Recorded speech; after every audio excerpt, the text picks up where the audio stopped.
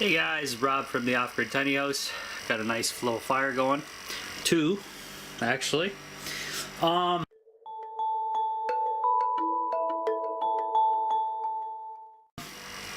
in a little bit of a situation here.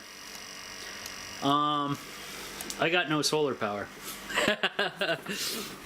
One of my off-grid batteries is dead, the orange one there. Here it is there. It's actually going up, 12.7. My main one is very unhappy. Whoa. Is that a reflection? Yeah, that is. It looked like the screen was shattered. It's very unhappy and slowly going up. But, here, let's see. Click this button.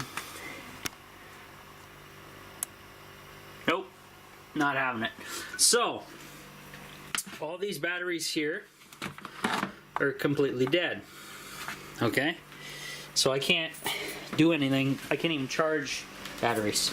I have two lithiums running my propane gas stove. I have another one running my radiant pump, which I'm going to show you in a second. And the other one here is running a fan that I just got sitting on a block of wood on top of a bunch of crap on the stove, shooting at my flue pipe. And then this thermoelectric fan is taking away that extra heat there. So I'll show you what's going on. Ugly mess on top of the wood stove, guys, but I like it. I'll show you why in a minute. So up here I have 3 aluminum bars. These are cooling bars for computers, actually. Picked those up on Wish. 2 200 millimeter long bars, and then that short one that I originally started with, which was not enough whatsoever. And I got all these fittings on Wish as well, other than those two. But, so this whole mess is what's going on. I got everything on this side of the wood stove, so you don't really see it from this angle, which is kind of important. Anyway, how it works is, because the stove generates a ton of heat, especially on the top, I put these on the top, and then I put some weight on the bars to keep them flat on the stove to pick up the heat from the wood stove. And that acts like a giant heat sink. So what happens is, I have a return line here, which has a shutoff and a funnel where I can add liquid, and then it passes through all this and then comes out here, and I have another line that's with a shutoff where I can also add a funnel if I need to, but that's more of a burp line to get rid of air. And then it travels down, and I'll show you, it goes in behind the it's a mess, guys. I don't have it hung up other than there, but whatever. And I'll take the light and come down here underneath. And remember, this whole setup is running off of very little power on USB power, so it runs for hours and hours. So down here is the pump. It's on. You can't hear it because I put a microfiber cloth underneath to stop the vibration noise. But anyway, I got a whole thing of tubing here. A whole mess. You guys saw me messing with it. And I have wire around certain points where, remember, I got this tubing for free, but some spots were very kinked up. And even though this is the liquid running through here is lukewarm at the moment, because I just started running it, even though it warms up and gets more pliable, well, let's just say it doesn't take the kinks out without some help from some wire.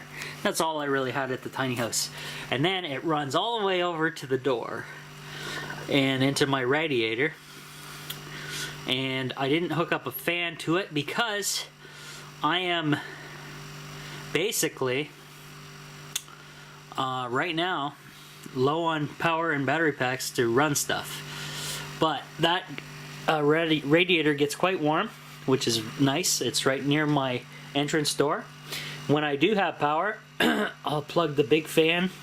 I'll set the big fan up properly, plug it into a power pack, and the big fan, since it blows more slow than my smaller ones, I use it there, and it takes the heat or takes air and pushes it through the heat coil there and towards my bed area and the back storage room. Though I can make improvements to the radiator, I'll do that later on when money is available. Probably not this year, maybe next. But I can add more heat sinks to even increase the temperature to this even more and go from there. And there's probably other tricks where I could kink the lines up above, stuff like that. But whatever. So this little pump here, I want to see if I can zoom in and read the faceplate on it. I don't think I can. Come on, camera. Oh, maybe. 4.8 watts at DC 5 volts. So I can run this pump for quite a while on a power pack. No ifs, ands, or buts. And I got all the air out of the lines, finally. And I'll show you over here recommendations for that. So if you guys ever want to build your own radiator boiler system well, people call this like a water jacket. So you're just taking heat from your wood stove that's going to be there anyway and helping it distribute it throughout your house a lot better. So these, now people are going to tell me right now, oh, that's going to melt. No, that's not how water works. So if you have water in plastic and you heat it gradually, obviously, nothing's gonna happen. So this is all just lukewarm to the touch. These are even lukewarm. My hand is on this, I'm not being burned. If I put my hand on this black part here, I'd be burned. But because there's water in here, and it's and the heat is, the water in there is picking up the heat from the wood stove and then transferring it through the tubing into the rad and back again in a closed loop. This thing stays cool. Everything stays cool, but it's moving heat down to the rad way down there across the tiny house. I'm gonna say that is 10 feet away. Now you could make this more efficient and less ugly, I'm sure, but like I said, this is an experiment I just did on a very tight budget and pretty happy with the results so far because it's working. I'd probably, if I were gonna do more, I'd probably add more of these aluminum bars to add more heat to the setup. And the way I have it actually is in case stuff does want to melt on me, and this one needs to be pushed back a bit, I have it so the ends where the plastic is hose clamped on is far enough away from the edge. Push these guys back a little bit so it's not going to interfere with the plastic and melt it. Like I say, as long as there's water moving through it and it's not boiling, you're okay. So now one thing I gotta say is do a 50-50 mix of all I use, guys, is washer fluid. Windshield washer fluid. You can buy a big jug of it for fairly cheap anywhere, and that's all you need for a anti-freeze mechanism. You mix that 50-50 with water or whatever mix you want to make. If you want to get technical, go for it. And there you go. So that keeps the mixture, keeps it from freezing. Obviously, I have a little bit left over in the top. That's no big deal because it's shut off here and that's shut off there. Nothing's gonna happen with that. So now occasionally you'll see a bubble. Here, I'll open this up while it's running. Nothing's gonna happen. Just gotta do it one-handed, which is a pain in the butt. If I open that up, right, it's open right now.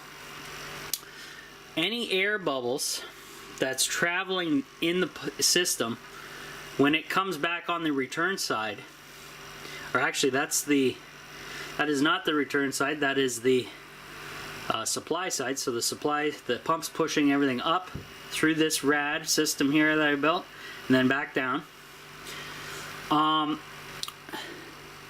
The pump isn't strong enough to push liquid up past the funnel because it doesn't have enough oomph. It's just a little 5-volt pump, but that's perfect for this setup.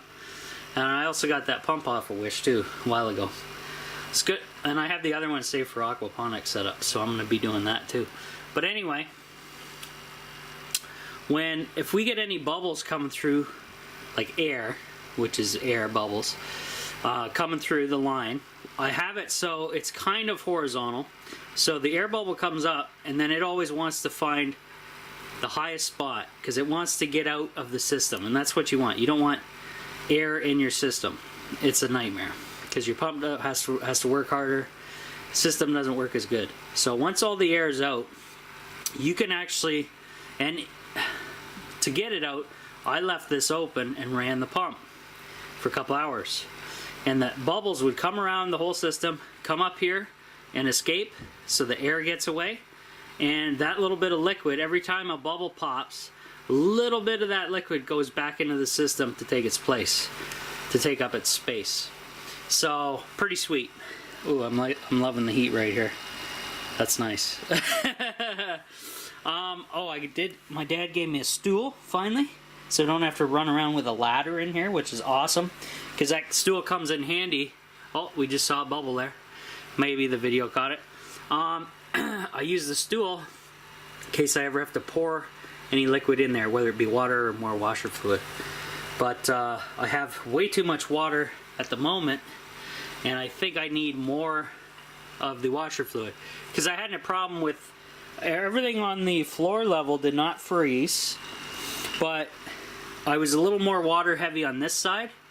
So what I ended up doing was when I opened this one up, water always finds level. It wants to be in a balance. So when I open this one up, this water level rises all the way up to match that water level there. And am I going to see a bubble here soon? Maybe. But anyway, oh, there's some more bubbles in there. Yeah, they just went up there. So you can basically leave this open, and any air bubbles in your system will go out, and a little bit of liquid will go in. So that's perfect. But anyway, here's an example of some air bubbles, and yeah. But other than that, there's some going up. Try to catch it on video for you. There we go. It goes up and away. So anyway, as the system runs for a bit, the tubing expands and gets more pliable, and then it releases any stuck air bubbles in there, and they usually go out the top. So that's perfect. So I can just leave that as is.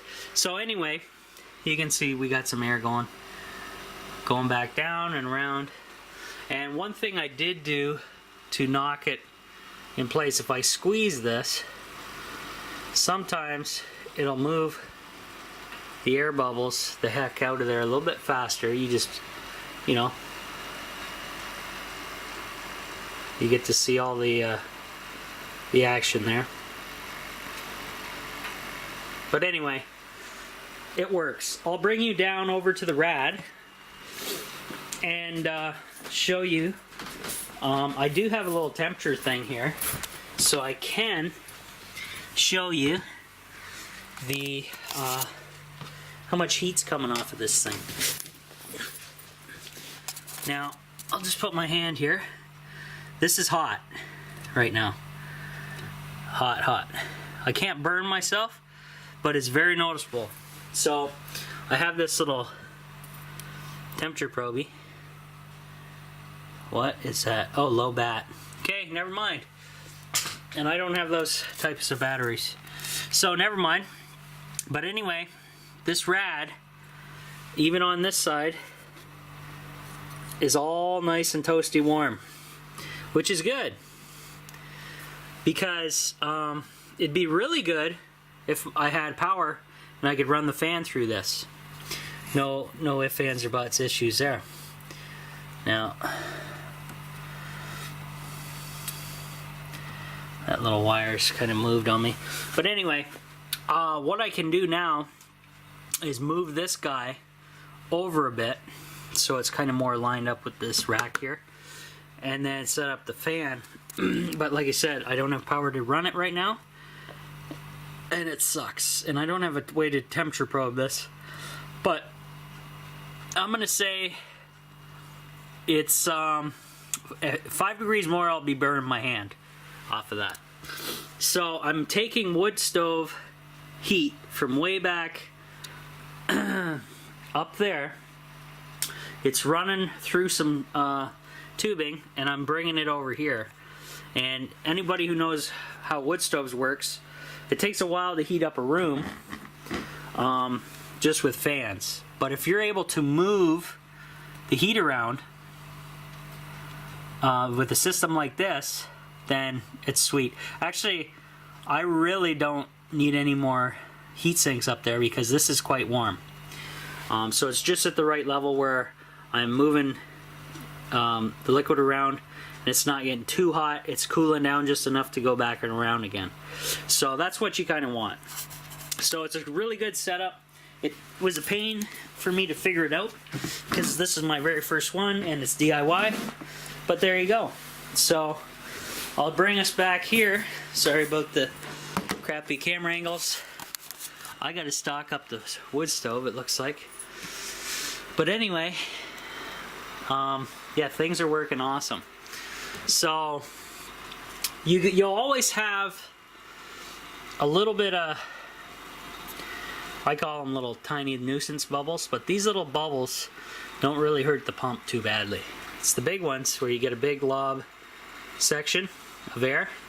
That's when you hear the pump labor, and then you got issues then. But like I say, I run it and I leave this open, so any air will automatically escape automatically. I don't have to do anything. And if enough air escapes, then this little level will go down a little bit and take up the space in the system, and then I won't have any more air. But like I said, this is working good. So it actually, sit down here again, it actually is somewhat heating the floor, because this is this is warm tubing, and the floor is damn cold, guys. I got slippers on in here, right? So this is gonna help with that.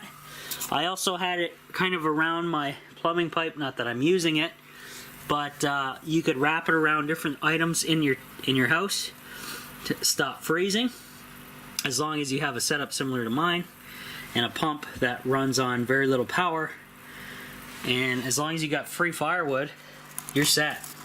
And a way to charge your battery packs, of course. So I'm gonna open up the stove, see how we're doing. Yeah, I gotta load it. Now I don't have my gloves on, so don't. Most people say, well, where's your gloves? You're talking about safety, get your gloves on. Yeah, we'll do that. We will do that. Don't you worry. But I got to keep this stove rolling, rocking and rolling. So there we go. Got to keep it warm in here. So anyway, guys, that's that video. We'll see you on the next one. Any questions, comments? Let me know. I know it's ugly as sin, but look at this. You can't see it from back here. And the only time I get to see the ugliness is when I'm on the elliptical. And then I get a face full of this crap, and then can't watch any TV or anything, but I can hook up the radio. And as you can see, guys, hell of a mess in the tiny house. I got cleaning to get to, so we'll see you on the next one.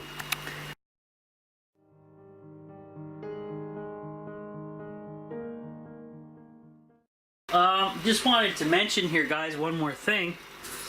How do you control the heat on the radiator system? Well, here's a cool thing about these aluminum bars. So if you think things are getting too warm on the in your system, your setup, if you feel like the tubing's getting way too warm, etc., etc., these bars are movable. So you can take them and you can slide them off the wood stove more, so there's only maybe 3/4 sitting on the wood stove, and then you got a big section sticking out the side. And you can do that for all three to regulate temperature on these things. I have these put in a little closer, so I'm getting maximum heat out of these things without burning stuff down. Now, this bastard piece of tubing here looks like it's trying to twist on me, so I'm gonna have to put another wire up to hold the tubing, and I'm gonna go do that. But other than that, there you go.